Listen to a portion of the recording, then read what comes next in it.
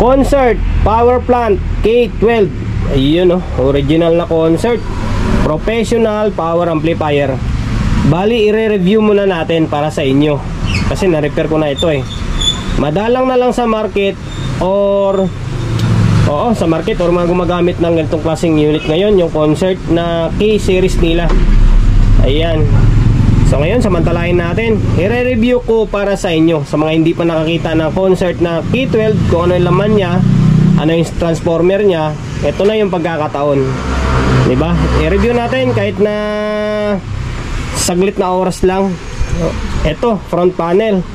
Ito yung kanila eh, yung parang signature nila na mukha. Sensya na, naka GoPro tayo. Tapos in terms naman sa switch, dito sa gitna siya. And then naka 4RU pala to guys ha, 4RU. Tapos meron siyang control, siyempre dalawang channel, channel 1, channel 2. Tapos yung indicator niya, protect, limit, signal, and then power. Hindi nakapahiga siya, hindi yung patayo katulad sa mga CE series. Kasi nga ito, Concert ito eh. Ayan, inuulit natin, 4RU. Tapos punta tayo sa may laman loob niya.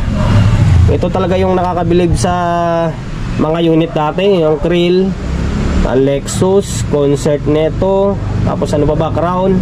Talagang susulid ng kanya ay Magos. Ang susulid ng transformer nila, titingnan nyo, siksik laman talaga yung transformer nila.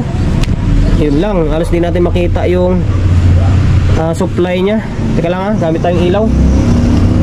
Gamit tayo ng ilaw. Nakatago. O yan. Ayun lang, hindi natin makita to. Teka lang ha, kung ano yung voltahe nya.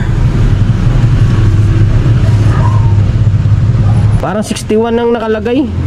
Ayan, sa mga nakakalam ng supply ng Concert na K12, sabihin nyo na lang yan sa may comment section. Hindi ko makita, 61 lang nakita ko sa secondary nya.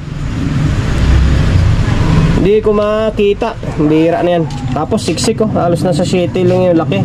Pasensya na. Tapos capacitor, ito pasensya na kayo kasi repair na ito. Na palitan na ng unang gumawa yung capacitor. Yung capacitor nito is itong original nya oh. 100 volts by 15,000 microfarad.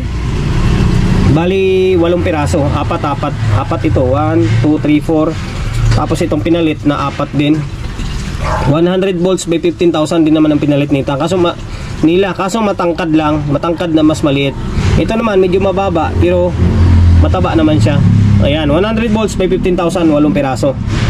Tapos sa output, ayan, 1, 2, 3, 4, 5, 6, 7, 8, 9, 10, 11, 12. 12 piraso na C5200 na C5200 and then A1943 na Toshiba yan. 1, 2, 3, 4, 5, 6, 7, 8, 9, 10, 11. 11 pairs lang yung output niya kasi yung isa dyan maaari sa drive niya. Ayan, pero by pairs 12. Siyempre kabila ang channel na yan. Okay.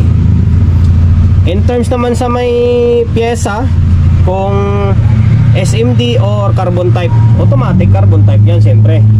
Ito may cover pa to dito eh, tinanggal ko lang para mas makita nyo na ganun nga yung laman nya. Ay hindi, may SMD pala siya dito. Sorry, may SMD pala siya dito.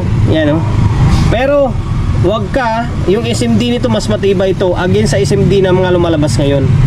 Pero dito, puro carbon type to dito. Mayroon siya kasing iwalay na board oh. Yan, yung dito na side is kwan siya. Yung ito kasi parang kwan niya eh, yung OP amp niya nandito. Tapos yung sa indicator nandito. Tapos ito yung pinaka amplifier niya. Sa may back panel naman, yan natin ha. Sa AC cord ang heavy duty din. Tapos meron siyang breaker na switch dito. Sa may input niya, ito channel 1, channel 2, channel 1, channel 2. Tapos meron siyang link. Ayan, may link siya. Tapos sa may switch naman, parallel, stereo, and then bridge. Baliktad siya. Yung stereo sa gitna, yung parallel sa taas, and then bridge sa baba.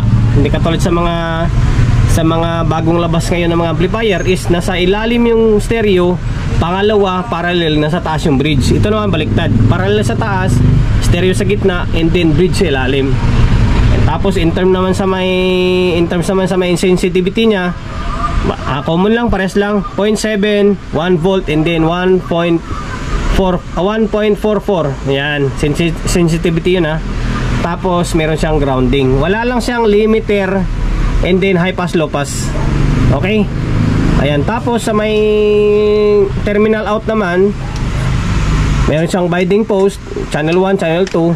Tapos meron siyang speak on. Tapos may mga pattern ng pagbi-bridge, and then pattern sa may input output nya. Okay? O yan lang. Tingnan natin kung anong bansa yung may gawa nito. Nachi naman to pero original ito alam ko US eh. Okay, ayan na. Sana nakapagbigay idea ako sa inyo. In case na gusto nyo bumili dito o may magbenta sa inyo, at least alam nyo yung laman loob ng concert na Key 12. Okay, maraming salamat.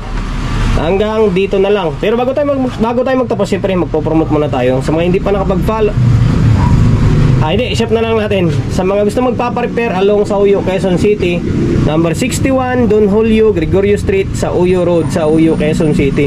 Social media pages natin, sa mga hindi pa nakapag-follow, paki-follow, and then siyempre paki-share ng video natin sa my Facebook, YouTube channel. Sa mga hindi pa nakapag-subscribe, paki-subscribe, like, share, and then siyempre paki-hit ng bell button sa gilid para updated ka sa mga susunod na video na i-upload ko. Ingat, God bless, and then peace out in lahat.